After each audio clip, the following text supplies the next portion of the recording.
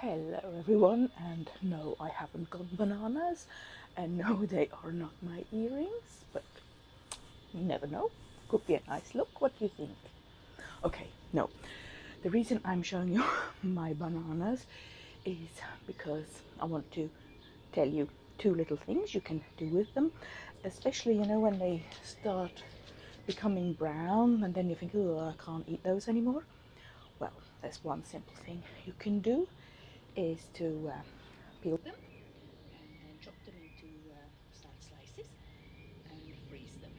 Afterwards, once they have been frozen, if it's the same day or a couple of days later, you can make some fantastic ice cream.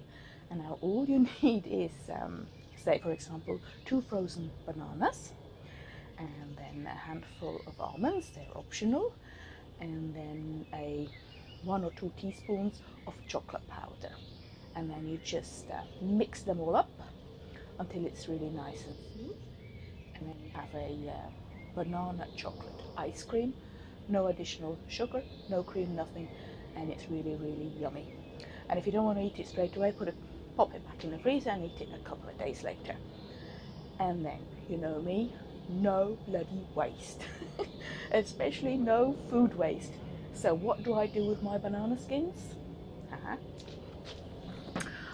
I put them in a jug of fresh water and I leave them to set a couple of hours or a day, and then I water my plants with this very healthy, fertile, how do you say this in English? Can't remember now. Well, it's like a, in German you would say Dünger, in England, how would you say that?